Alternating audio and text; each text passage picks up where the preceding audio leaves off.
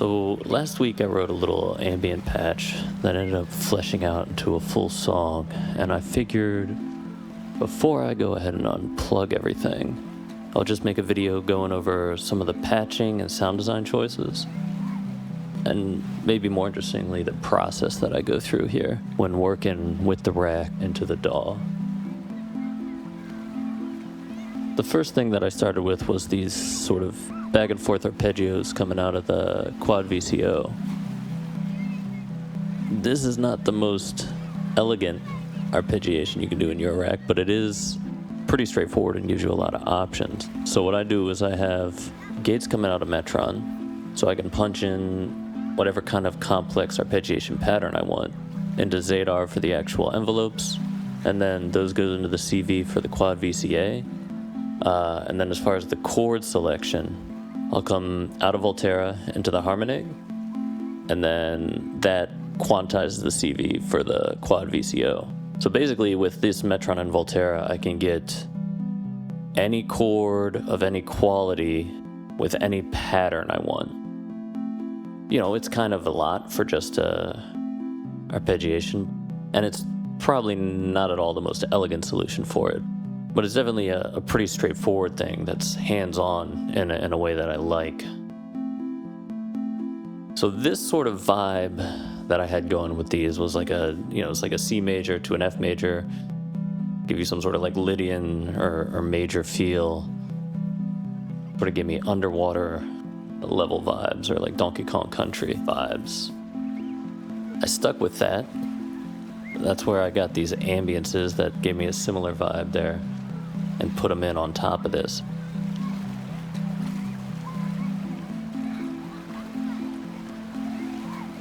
Originally I was going to take these ambiances, the kids and the ocean, and just put them into Rample and come out of there, but why bother, I guess, with that. Plus then I ended up using more drum samples than I thought I would. After that is Rample. And I find with drums, if I don't put them in first thing on an ambient patch like this, there will be no room for them, and they won't fit the vibe right. So it's sort of like you either have to build them as the foundation, or you have to try and squeeze them in somewhere, and they don't really work usually, for me, at least the way I go about it. For this, I just have, again, all of the Rample triggers are coming from Metron. So I have, 8 triggers going into the 8 samples. Then they come out of these mix downs into this little 4-channel mixer here, this 2 HP. Sometimes, like you'll see with this guy, I'll break out an individual sample just to do more processing. So for that one, I think I just went into a reverb on this FX Aid, and then took that into a real narrow bandpass filter that I mixed back in for all 3 of them here. And you can just hear that. Almost sounds like breathing in the background there. Honestly, the way that I work is all of this goes into this Dante mixer, so keeping things as separate as possible is great, because then in the DAW, I can add individual effects on everything. And I can do additional EQ or additional processing and that sort of stuff. You know, it's not a purist perspective, but it really opens up Eurorack to do it this way. I love granular effects, and I could have 10 microcosms on the end of every effect, or I could just buy one, like Arturia fragments, put everything into the Dante mixer, and then from the Dante mixer, add all of those effects individually in the DAW. You could argue that I'm losing some of the beauty of the simplicity that is Eurorack, but not everything needs to be minimal. And actually a really good example of that is the ZPO sound that I made here. So for the ZPO, I basically took a simple sound and added some modulation through Quadrax. I added 2 LFOs out of Quadrax that added some modulation on the pulse wave and well, oh, and the morph. So it's switching between this pulse sine wave and this sort of sawtooth wave. And then that I took down into Volruna, which is just like a mangler. And what that allows me to do is really mangle it and add a bunch of harmonics, but also act as a gate where I can use this low-pass filter to open and close the sound.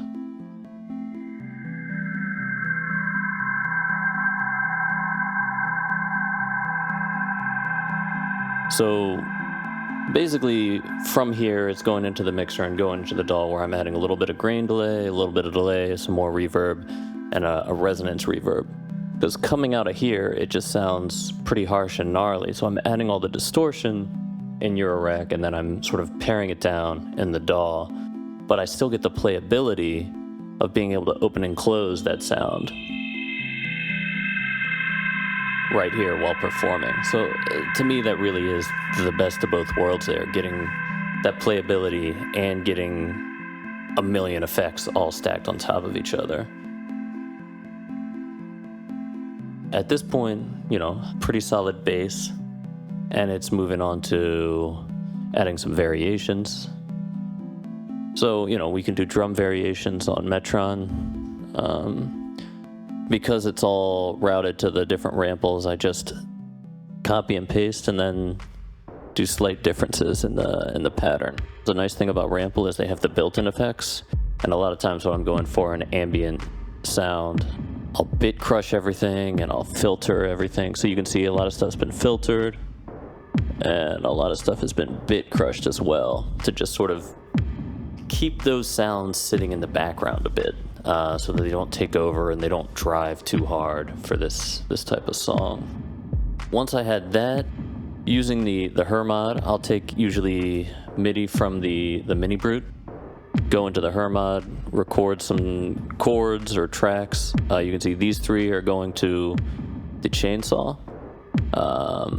So I'm getting basically those same C chord and the F chord out of the chainsaw, going into a low pass filter over here that looks like I have some modulation coming from an LFO into the control voltage just to give it some movement.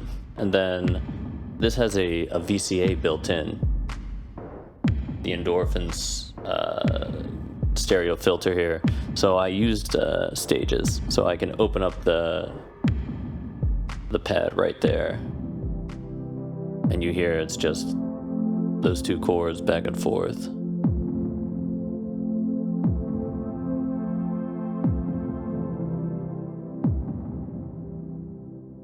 I think after that, I wanted to do more playable stuff, so I recorded some stuff into the polycinematic, where I take MIDI out of Hermod, go into the polycinematic, and that is going into Data Bender, which is, I mean, just a beautiful combo with the reverb on the polycinematic and the filter built in. It's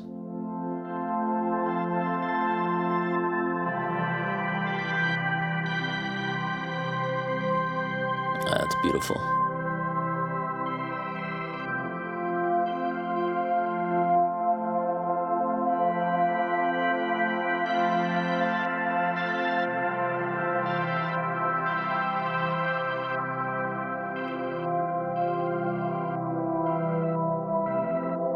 I actually didn't end up using that as the main lead for stuff. I think I just recorded some transitions and such with that. It just felt a little too busy. For the lead, I ended up going with plates.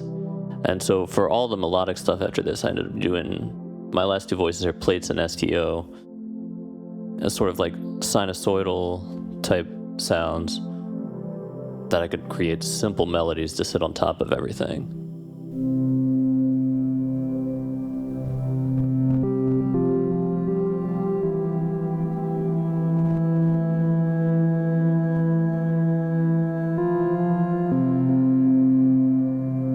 So the cool thing about this one is I'm taking the MIDI data out of Hermod and going into the wave folding section on plates which I really liked that sound, but I felt like it needed a little more low end, so I also took the Mini Brute voice out of the A119, and I put that an octave down as the sub for the plates itself here. So you're hearing the plates with the Mini Brute underneath it.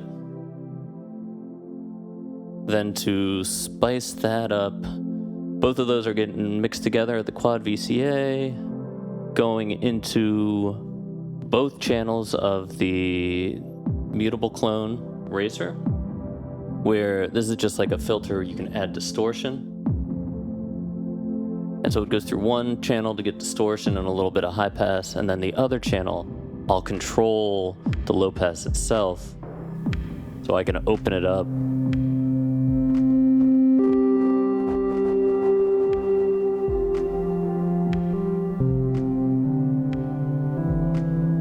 and play it and just have more expression and control. Then that's going into Mimeophone just to give it to some reverb and some delay and some space so it will sit with everything else.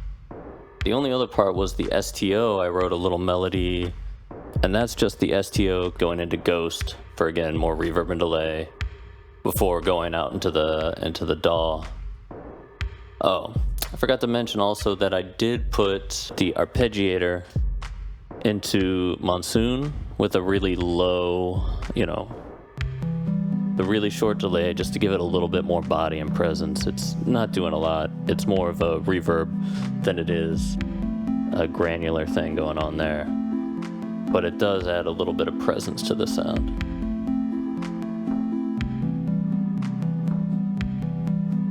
Yeah, I mean, after that it was just figuring out a little melody that would work, that I liked, that I could play over stuff.